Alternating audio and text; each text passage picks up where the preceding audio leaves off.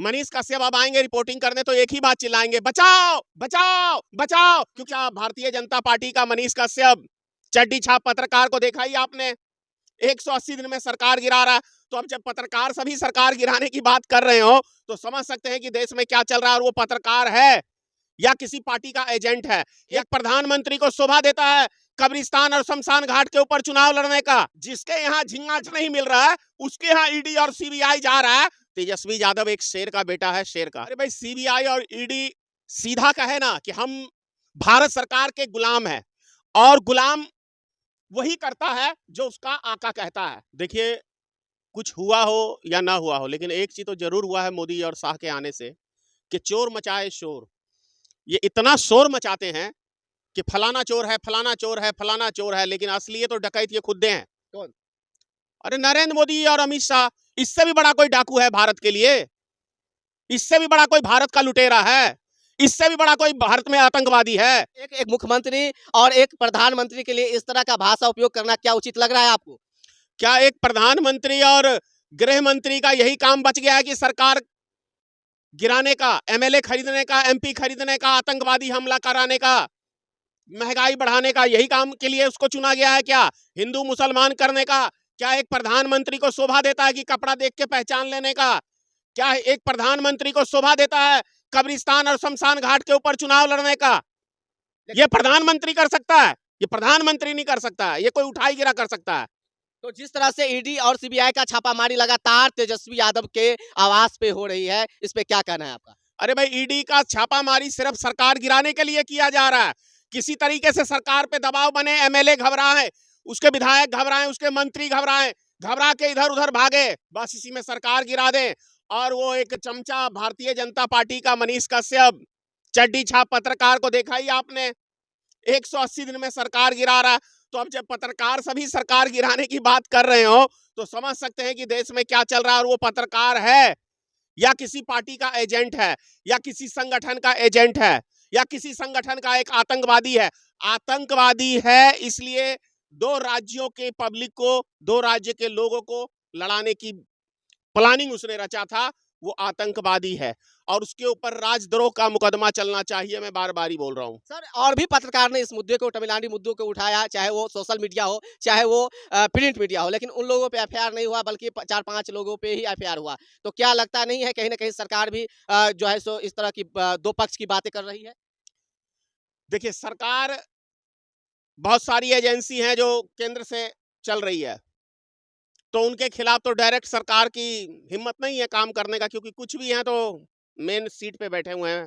भारत के प्रधानमंत्री जी बैठे हुए हैं वहाँ दिल्ली की गद्दी पे। तो कुछ चीजों पे तो संभव नहीं है, लेकिन जिस पे संभव है उस पे तो सरकार कार्रवाई कर ही सकती है।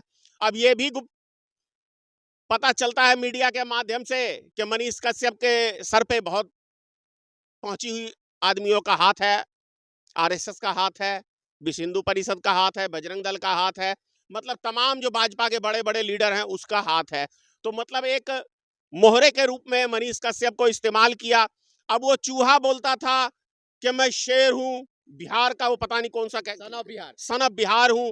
अरे भाई, बिहार में ऐसा गधा और ऐसा चूहा आज तक पैदा नहीं हुआ है। किनको कह रहा है सर गधा सुहा? अरे मनीष कश्यप को कह रहे हैं। अरे क्या है पत्रकार, फिर पत्रकार पत्रकार बहुत लोग तो कह रहे हैं कि हम मर मिटेंगे। आप मानते हैं उसको पत्रकार? यूट्यूबर है। मैं क्या कह रहा हूँ, आप मानते हैं पत्रकार उसको? मानना पड़ेगा ना सर। कैसे मानना पड़ेगा? आप भी आवाज उठा रहे हैं ना। आप भी सरकार गिराने की बात सोच रहे हैं? नहीं, हम तो गिराने की बात नहीं सोच रहे। तब कौन तय करने वाले हो? अरे तो वो कौन होता है तय करने वाला कि सरकार हम गिराएंगे? तो हो सकती है वो अपना सरकार बनाए। तो वो आ गए ना लाइन में, यानी कि वो पत्रकार नहीं है, वो राजनीतिक कर रहा है।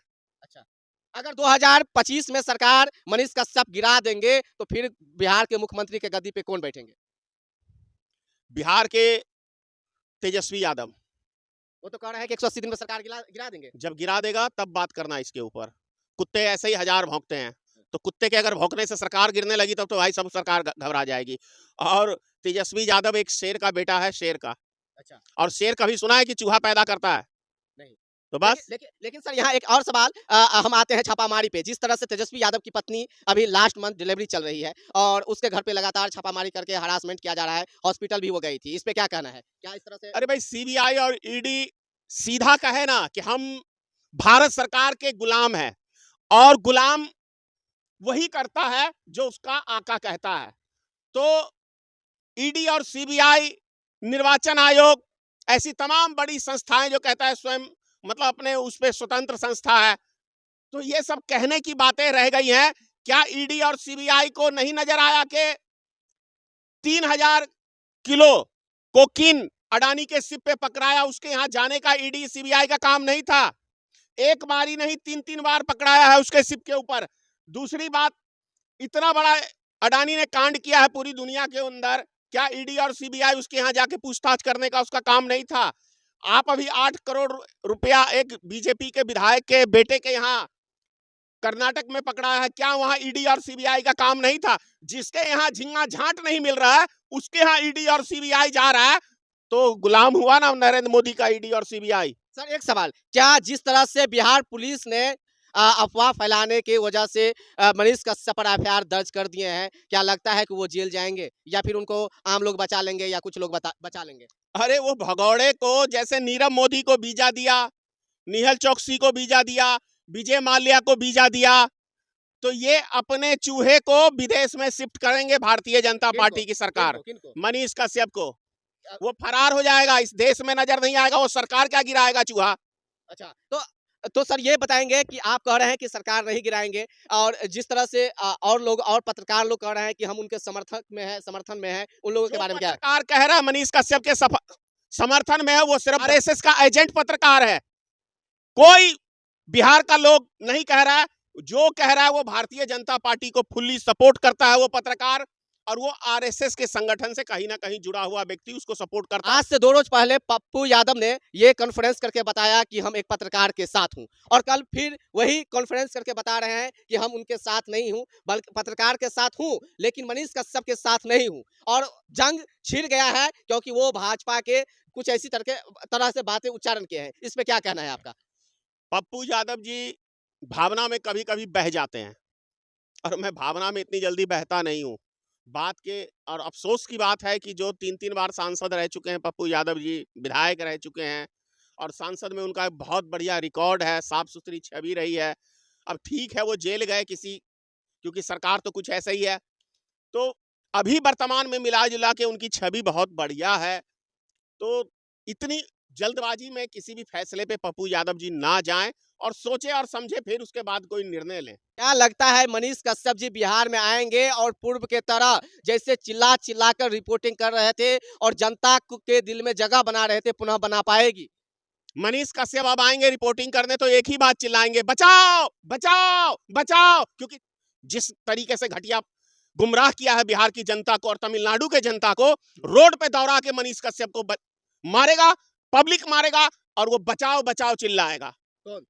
मनीष कश्यप। तो अभी आप देख रहे थे कि भारतीय मित्र पार्टी के राष्ट्रीय अध्यक्ष धनेश्वर महतो जी ने क्या कहा बिहार के उप मुख्यमंत्री श्री तेजस्वी यादव पर, जिस तरह से सीबीआई और ईडी का छापामारी लगातार हो रही है और उनको परेशान किया जा रहा है। आपको मालूम होगा कि तेजस्वी यादव के पत्नी अभी डिलीवरी से है, लेकिन फिर भी सीबीआई और ईडी का छापा लगातार उनके घर पे पड़ रहा है और उनको हरासमेंट किया जा रहा है। वहीं दूसरी तरफ जो बिहार के एक बहुत चर्चित चेहरा है मनीष कश्यप, जो अपने आप को सन ऑफ बिहार कह रहे हैं और ये उपाधि खुद से लिए हैं या उनको कोई दे दिया है ये तो पता नहीं, लेकिन जिस तरह से वो बोल रहे हैं चिल्ला चिल्ला कर और बैनर लगा दिए सन ऑफ बिहार का, और जिस तरह से उन्होंने कहा है कि 180 दिन में बिहार के कुर्सी पे जो उप मुख्यमंत्री के पद पे तेजस्वी यादव बैठे हैं उनको गिरा देंगे। एक बहुत ही बड़ी चुनौती बिहार सरकार को उन्होंने दे दिया है। मैं सवाल जनता से करूंगा, क्या तेजस्वी यादव के घर पे ईडी और सीबीआई का छापामारी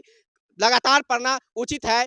क्या जिस तरह से एक पत्रकार बता रहे हैं कि 180 दिन में सरकार गिरा देंगे, क्या ये उचित है? क्या एक पत्रकार तय करते हैं सरकार की कुर्सी का गिरा देंगे या उठा देंगे, ये जनता तय करती है? ये कमेंट करके आप जनता बताएंगे। मैं मानता हूं कि कुछ लोगों को ये वीडियो गलत लगेंगे, कुछ लोगों को अच्छा लगेंगे, लेकिन क्या क्या अच्छा है और क्या बुरा है ये आप लोग खुद जानते हैं। कमेंट करके जरूर बताएंगे। बहुत बहुत धन्यवाद।